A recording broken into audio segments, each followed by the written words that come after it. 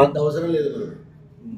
చైర్మన్గా మీరు, పూజగా వాడు, ఏదో 5 ధర్మకర్తలు అందరూ వెళ్ళి అక్కడికి వెళ్ళి రంగనాయక స్వామి దర్శనం చేసుకొని చక్కగా ఒక బిందెలో నీళ్లు చేసుకొని ఊరికి వచ్చేసి భార్యా భజంతులతో నగర శోభాయాత్ర చేసుకొని ఆ తీర్థాన్ని ఇక్కడ తీసుకొచ్చి ఆ తీర్థంతో సోమవారికి మనం ఒక అభిషేకం 150 కలశాలతోటి అభిషేకం చేసేసి ఆ రోజు స్వామి మీద ఊరికి అన్నదానం అట్లా చేసి కొంతమంది పోయి 30 మంది చేస్తే ఆ కావి ఉత్సవం చేస్తే అది హల్చల్గా ఉంటుంది, స్వామి బాధ్యత కూడా పెరుగుతుంది.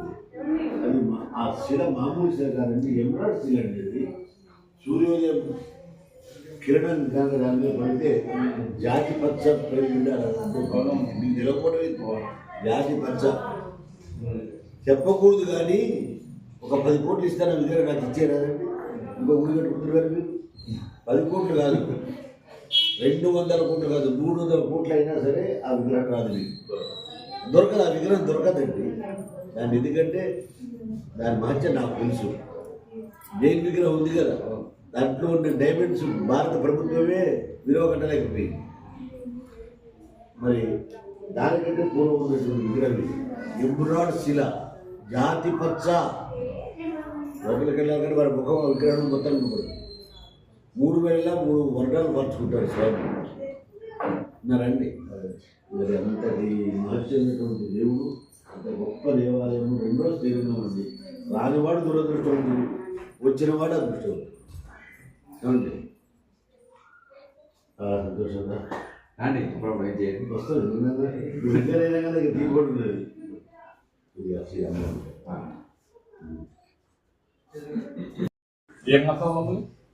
మరి ఏ మాసం అనేది నిర్ణయిద్దాం. స్వామి ప్రతిష్ట డేట్లు చేసుకోవడం ధర్మం. ప్రతిష్ట చేసిన డేట్ వచ్చా నా దగ్గర క్యాలెండర్లో ఉండొచ్చు, తీసిన ఫోటోలో ఉండొచ్చు. ఎవరు మన ఇంట్లో కూడా ఫోటో ఎదురుగా దానికి డేట్ ఉంది. మరి ఎందుకు నా దగ్గర కూడా 12 మీరు కూడా చూడండి. ప్రతిష్ట డేటు రేవతి నక్షత్రంలో చేసుకోవాలి. ఏమండి అదే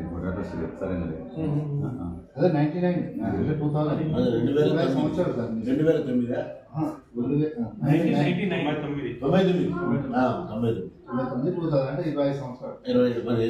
ఇప్పుడు దీన్ని ఏం చేయాలి? రజతోత్సవం చేయాలి. రజతోత్సవం అప్పుడు వచ్చిన యజ్ఞం చేసి యంత్రానికి బలం పోతాం. ఇవన్నీ ఆయన చూసుకుంటాం. ఏమండి ఫస్ట్ యజ్ఞం తలపెడతాం చిన్నగా, సింపుల్గా. సంతోషం అన్న, చాలా చాలా సంతోషం. అది మీకు ఆశీర్వచనం. చాలా బాగా చేస్తున్నాను, చాలా చేస్తున్నాను. రంగనాయక స్వామి అంటే వైష్ణవ సాంప్రదాయానికి ఏ దేవాలయం అయినా ఈ దేవాలయం తర్వాతనే. మా వైష్ణవుడు వేరే ఉద్దేశం కాదు. యాదగుంట నరసింహస్వామి అయినా రంగనాయకుడి తర్వాతనే. మొదట ఈ నరసింహస్వామి గుడి ఉంటుంది, రంగనాయక స్వామి గుడి ఉంటుంది. ఏ గుడిలోకి పోతాం ఏదైనా అడగాలి, రంగనాయక స్వామి గుడిలోకే పోతుంది.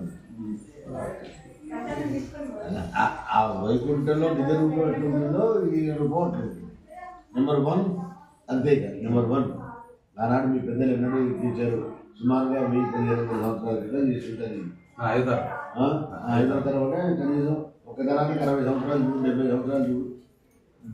ఏమండి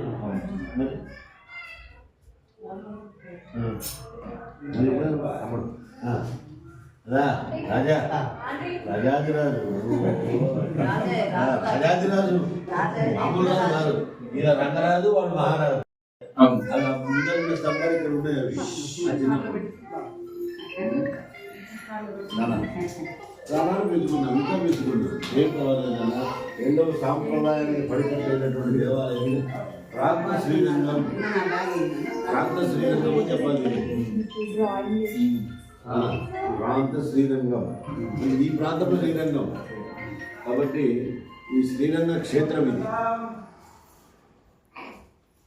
భక్తవాసులారా, యాదాద్రి మహాపుణ్యక్షేత్రానికి అతి సమీపంలో సనాతనమైనటువంటి సాంప్రదాయ శ్రీ వైష్ణవ విశిష్టాద్వైత నిష్ఠాగరిష్ట తత్వంగా ఆలేరు అనేటువంటి గ్రామంలో ఆ యొక్క లేరు అనగా స్వర్గలోకం నుంచి వచ్చినటువంటి వేరు ప్రాంతము, స్వామివారికి వేరు ప్రాంతము. శ్రీవైకుంఠంలో నిజ నివాస స్థానం శ్రీరంగ క్షేత్రంలో ఉంటే అక్కడ అమ్మవారితో మాట్లాడటానికి కూడా స్వామివారికి సమయం దొరకకపోతే ఈ వేరు స్థానానికి అనగా ఆ లేరు వేరు రెండు సమాస వాక్యాల్లో ఒకటే ఈ ఏరు ప్రాంతానికి వచ్చి ఏరు నీరు పేరు అనేటువంటి సార్థకత తీసుకోవడానికి శ్రీరంగం నుంచి స్వామివారు మనోయోగ సంకల్పం ద్వారా ఈ ఆలేరు గ్రామానికి విచ్చేసినారు. ఇంత గొప్పనైనటువంటి మహా పుణ్యక్షేత్రం ప్రాంత శ్రీరంగం శ్రీ వైష్ణవ సాంప్రదాయంలో అందరి పెరుమాళ్ కంటే పెరియ పెరుమాళ్ అని మూలవరని అంటుంటారు. ఈ ఉత్సవాలని నంబిళ్ళ పెరుమాళ్ళు అంటారు. ఈ ఉత్సవాలకి ప్రతిష్ట చేసినప్పుడు నంబిళ్ళై అనేటువంటి పేరు అక్కడ పెట్టుకోవడం జరిగింది. శ్రీరంగంలో కూడా అదే పేరుతో పిలుస్తారు. అలాంటి మహాపుణ్యక్షేత్రం ఇది. కాబట్టి భక్తాదులందరూ కూడా ఇతోధికంగా ఈ ఆలయానికి ప్రతినిత్యము ఇచ్చేసి దృశ్యతే యస్య నగరే రంగయాత్రా దినే దినే తమహం శిరసా వందే రాజానామ కులశేఖరం అన్నట్టుగా ప్రతినిత్యము రంగయాత్ర చేసినటువంటి పుణ్యం రావాలి అంటే ఆలయంలోని రంగనాయక స్వామివారి కోవిల్లోకి వచ్చి దర్శనం చేసుకోవాలి. దీనికి అంత ప్రాధాన్యత ఏమిటి? శ్రీవైకుంఠంలో దాని యొక్క ఉపనిధ నగరాన్నిగా శ్రీరంగాన్ని ఏర్పాటు చేసినారు. శ్రీ అనగా మహాలక్ష్మి, రంగం అనగా అంతరంగం. ఆ మహాలక్ష్మి యొక్క అంతరంగమే శ్రీరంగ క్షేత్రంగా ఉంది. మనం ప్రతిరోజు అక్కడికి వెళ్ళలేము. వెళ్ళాలి అంటే ప్రయాసలు కూర్చుకోవాలి. మన దగ్గరికే నడిచి వచ్చాడు స్వామి. ఆ శ్రీరంగం నుంచి వచ్చినటువంటి స్వామి ఇక్కడ స్వయంభూగా వెలిసినారు. ఆ రంగనాయక స్వామి వారి యొక్క శిలా వైదుష్యం ఏంటంటే ఉదయం ఒక వైభవంగా కనపడుతుంది, బాలస్వరూపంగా కనపడుతుంది. మధ్యాహ్నం 12 గంటల నుండి అపరాహ్న కాలం నుండి సూర్యాస్తమయం వరకు యవ్వన దశలో ఉన్నట్టుగా కనపడుతుంది. సాయంత్రం జ్ఞాన వృద్ధ స్వరూపంగా ఆ మూర్తి కనపడతారు. వెన్నెల కిరణము కనుక శిలని సోకింది అంటే వర్ణం కూడా మారుతుంది.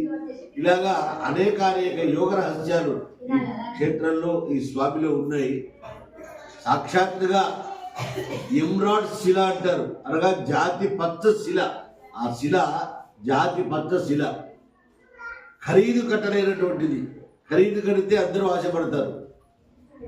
ఇక్కడ సమీపంలోని బౌద్ధ విగ్రహానికి ఎంత ఆ విగ్రహంలో ఎన్ని వజ్ర వైడూర్యాల యొక్క విలువ ఉన్నదో అంతకు 10 రెట్లు విలువగా ఈ రంగనాయక స్వామి వారి యొక్క మూర్తిని ఆ కాలంలో తపస్సు అర్పించి చెక్కించడం జరిగింది. మామూలుగా ఊరల్లో పెట్టుకునే రాయి జాతి పచ్చ ఇంత అంటే ఒక 50,000 రూపాయలు ఉంటుంది. మరి అంత పెద్ద జాతి పచ్చ శిలను మనకు అంకితం చేశారు. దాన్ని మనం ఎంత పవిత్రంగా కాపాడుకోవాలి, పవిత్రంగా అర్థం చేయాలి. కాబట్టి ఇది ఇంకా విస్తృతమైనటువంటి ప్రజల్లోకి బాహుళ్యానికి తీసుకుని వెళ్ళాలి. ఏ వైష్ణవుడైనా, ఏ ప్రపన్నుడైనా, ఏ మహిళామితలైనా, ఏ పురుషుడైనా సరే జీవితంలో ఐశ్వర్యం రావాలి అంటే రంగనాథున్నే ఆశ్రయించాలి. మోక్షం రావాలన్నా కూడా ఆయనే. రెండూ కావాలి. కాబట్టి రంగనాయక స్వామి దగ్గరికి రావాలి, దర్శించాలి, సేవించాలి, ధరించాలి. అందులో అతి వైభవంగా గత సుమారుగా 18 సంవత్సరాల క్రితం ఈ దాసుడే స్వామికి పునఃప్రతిష్టాపన చేయడం అనేటువంటిది జరిగింది. మహావైభవంగా జరిగింది. ఆనాటి నుంచి వైభవాలు అంతరించిపోయిన వైభవాలన్నీ కూడా క్రమంగా పెరుగుతూ ఈనాడు ఇంత ఉచ్చస్థానంలోకి చేశారు. శ్రీ పాంచరాత్ర రాగమ శాస్త్రయుక్తముగా భగవద్ రామానుజ సాంప్రదాయ సిద్ధంగా వంశ పరంపరైనటువంటి దీక్షితులైనటువంటి అర్చక స్వామి వారు భట్టర్ స్వామి అంటారు. శ్రీరంగంలో భట్టర్లు ఉన్నారు అర్చకుడిగా. ఇక్కడ కూడా ఆలయం భట్టర్ ఈ స్వామి ఉన్నారు. అంత పవిత్రంగా, అంత సనాతన ధర్మంగా, ఆచారవంతంగా నిత్య పూజాధికారులు చేస్తున్నారు.